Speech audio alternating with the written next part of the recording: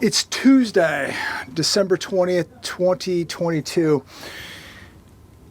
Markets finished a little bit up today, but very flat across the board after being down for 4 straight days. Nothing huge today, pretty flat across the board. But a couple things I do want to talk about. This article came out today on CNBC. Wells Fargo agrees to pay $3.7 billion settlement with the Consumer Financial Protection Bureau over consumer abuses. The bank was ordered to pay $1.7 billion in civil penalty and more than $2 billion in redress to consumers, the CFPB said in a statement. The bank's illegal misconduct led to billions of dollars in financial harm to its customers. People lost vehicles. They lost houses. Consumers were illegally assessed fees and interest charges on auto and mortgage loans. Cars were repossessed. People lost their houses because their mortgage payments that they made to the bank were misapplied. So people really lost a lot here.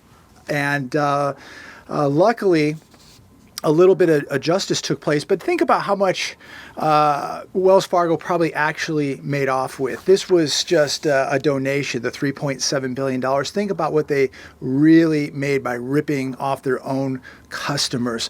And I start with this article because I'm just going to reiterate, I don't trust banks. I don't have all my money in the banks. I have enough to pay the bills. And I think you should be very, very cautious where you're keeping your money, how much money you're keeping in a bank. If you're keeping stuff like this, maybe gold, silver, other assets, diamonds, jewelry, your Rolex watches, a lot of people think they're safe in a safe deposit box. But are they? I don't think they are. And we've seen too many reports, too many stories where people went to their safe deposit box and things were missing, or the entire box was missing. And here we have people losing houses, losing cars. So we have people losing everything. So do you really trust the banks today? Is this where you would put your money? Is this where you put your assets right now? $3.7 billion settlement. People lost homes, lost cars, lost everything. It's just absolutely repulsive reading something like this. People think their money's safe. They trust these banks with their assets, with their money, and they're preying on people. So be very, very cautious where you're keeping your money. Really quick, while we speak about something like this and where you should put it, it certainly should not be a bank. But people still ask me where I'm buying my precious metals. SD Bullion, I have a link down below. I don't care if you buy it, you don't buy it. That's where I'm buying it from. And I'm just sharing that with all of you. I've been dealing with SD Bullion for over 4 years now. They've been phenomenal. So a great place to deal with. And one of these is extremely important. This is a gold balance. They're $26. A subscriber of the show, Ryan, who works in the precious metals business, young guy. He's very, very awake. And I believe in supporting people who believe in precious metals, who are awake, who think with the same mindset that you and I think. I'll put his link down below. It's a great Christmas gift. And when we get to a point where you may be trading and bartering with gold, how do you know if that gold is real? This checks the 7 most popular coins, and it will check weight, it will check width, it will check diameter. This is called a gold balance. Ryan's link will be down below. I think for $26, if you use this one time, it pays for itself. And I see gold going nowhere but up. So make sure if you're buying gold from somewhere, if you're trading for another asset with gold, make sure it's real. Make sure you have a gold balance. I'll put the link down below, and you can go through Ryan's link. I make nothing on that at all, but I think it's a good thing to have. And full disclosure, he sent me one, and I go through and check all my gold coins with this. And it's a great little tool. It's about 7 inches, like a little ruler you put in your pocket. That's it. You can go trade with somebody and make sure, confirm 3 different ways that your gold coins are real. Before I forget, Gigi wanted to say hi to everybody. Somebody asked me the other day, where's Gigi? Where's Gigi? Well, here she is. She's doing excellent, doing really, really well. And it's so important over this Christmas, over the holidays, to make sure that you're taking care of these little guys. And I see, you know, from times I see strays running around. Sid and I have gone out numerous times to feed the homeless, feed the animals, and we're going to be doing that very, very shortly. But we always make sure to put food away for the little guys right here. There's a lot of animals. There's a lot of people who will not be eating over the holidays. Make sure that you're touching base with family members and friends. There's a lot of people that are alone, a lot of people who have bad thoughts. This is when suicide goes up. This is when people start doing drugs and alcohol. So we need to be checking in on our family members, our friends, people we know, neighbors. Make sure they're doing okay. Make sure the pets are doing okay too. Make sure these little guys are doing good. Make sure they're being fed. Make sure they're okay. To me, this is therapy to me. This takes away so much stress. You've seen Nugget, you've seen Kona, the Bango cat. Gigi's made numerous appearances. And to me, all of them, and we have another one, Jimmy cat. We have the tortoises that were out earlier today. But, you know, to me, it's such therapy, especially dogs and cats. Such therapy. Just takes so much stress away, puts a smile on your face. So make sure they're taken care of, even if they're not yours. If you see maybe some homeless people with some animals, make sure that the animals are being taken care of too. Make sure the people are being taken care of too. So shifting gears here, I want to go through a few articles today. And it's really reflecting on the U.S. economy. FedEx earnings sink as soft demand persists. FedEx is down 36% year to date. Their net income fell to $788 million in the 3 months ended November 30th. That is down from $1.04 billion a year earlier. So I think we're going to see more layoffs. They're going to be raising prices on deliveries, and they are going to be parking planes. So not a good sign. This is I think, a really accurate barometer to the U.S. economy when FedEx is laying off people, parking planes, raising prices, and beginning to lose money. U.S. building permits collapse in November. Multi-family plans plunge. Another huge barometer here, ladies and gentlemen. This is the ninth straight month that single-family housing permits have declined. 9 straight months. And now multi-family permits are plunging. So what does this tell us about the U.S. economy? It tells me that it is continuing to decay. Tells me that this is not the right time to buy a house. Single family permits dropped 7.1%. Multifamily units tumbled 17.9%. Single family starts dropped 4.1%.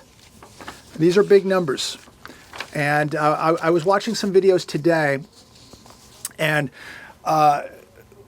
some of these new home builders are already dropping new home prices 15 to 20%. Of course, with all the incentives on top of that, paying closing costs, etc. But already dropping 15 to 20%. And you know what? Things haven't even gotten bad yet. They really haven't. What are we going to see in 2023? So on top of all these new home incentives, they're dropping prices already 15 to 20%. How far can this go? Right now, if we're already seeing 15 to 20%, what could we see in 2023, 2024? It is definitely not out of the picture that we're going to get to a point where in some areas, I do believe we will see 50% off on homes.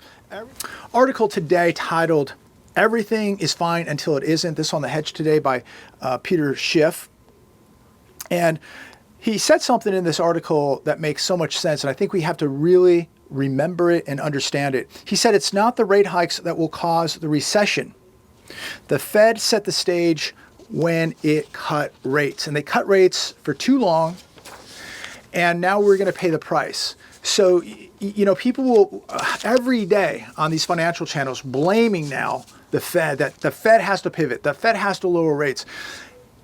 That's exactly what got us into the mess. And I think we have to come to the realization that everybody wants the Fed to reverse course, expand the balance sheet again, lower rates, print money. And that means we're going to resort right back to where we came from. And that is what has caused the problem that we're in right now. Low rates, expanding balance sheet, and money printing. And if we do pivot, we are going to see hyperinflation in America. You can kiss the US dollar good buy. And at that point, you better own some yellow stuff. You better be owning some gold at that point. And, you know, so many people would, you know, a year ago, 2 years ago, stop talking about gold. Stop talking about gold. It's a barbarous relic. It's not worth anything. It's losing money. It's going to go to, I loved about a year ago when they were saying gold's going to $800 an ounce, silver's going to $8 an ounce. Well, silver at $24.24 today, up over $1 today. Silver up over $1, up over 5%. Where is the $8 silver? Now, if you go and actually buy physical silver, you'll be shocked with the premiums. Because if you want the real thing, if you don't want the COMEX paper, if you want the real physical, well, you're going to pay for it. And there's a difference between paper and physical. And you have to realize that when you're holding this versus holding something shiny and heavy and metal, there's a big difference. You're actually holding the real thing in your hands. This piece of paper, they've sold about 300 to 500 pieces of paper on that 1 ounce of gold and silver. You're never going to get the real thing. You're never going to get the physical thing. You're going to get the collapsing monopoly money called the US dollar. And why would you want that when it begins to collapse and it doesn't buy anything? You want the real thing. You want physical gold, physical silver. And that's why people are paying a premium for it, because they can hold it, they can store it, they can get to it, and they know it's real money. Everything else is credit. Everything else comes with risk. Gold and silver may go up and down. It fluctuates, but it will never be worth zero. And that's why it's one of the few things I ever recommend on this channel, because I know it has a 5,000 plus year history. It will never be worth zero. And I know the importance of owning it right now. And that's why I own it. That's why I believe in it. That's why I walk the walk. Another one from the hedge. Spike in Fed discount window usage hints at looming bank crisis. 30 small banks are effectively insolvent and are kept alive thanks to the Fed's emergency funding. So in this article, they're saying that there are 30 smaller banks right now insolvent, in big trouble. With quantitative tightening occurring in the background, liquidity is being drained, it says, from the system. Deposits are declining, borrowing costs are increasing.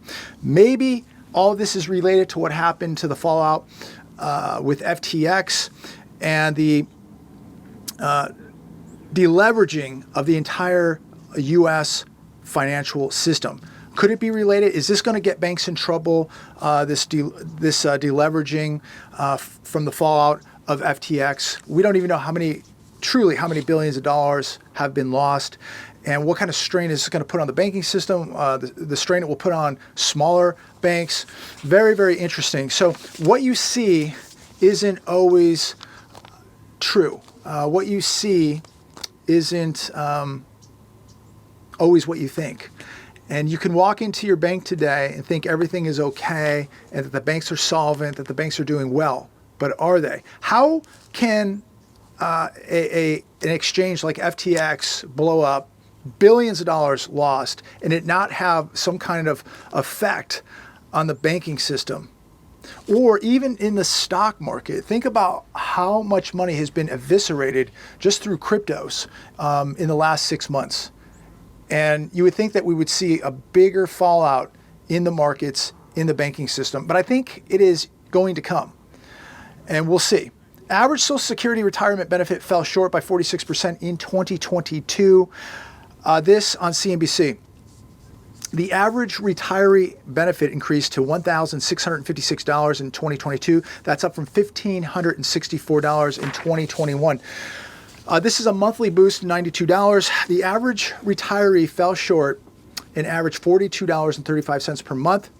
How in the world, please answer me this, comment down below, how in the world are these people surviving? If you're on a set income or a fixed income, like Social Security, how in the world are you paying for your health care, your food, taking care of your pets, putting gas in the car, taking care of an emergency? How in the world are these people surviving on this kind of money while inflation, the cost of everything, continues to balloon, continue to skyrocket. There's a lot of people out there, ladies and gentlemen, that are really, really, truly hurting. And as I said earlier, make sure you're checking in with your friends, your relatives, your neighbors, your parents. Just make sure everybody's okay. People are really, really hurting. And inflation is such a massive tax on people, especially with a fixed income. It is a struggle now, day to day, for millions upon millions of people in this country. And this is going to get to a very, very scary point. And things are breaking right now. We are going to watch things really break apart here in 2023.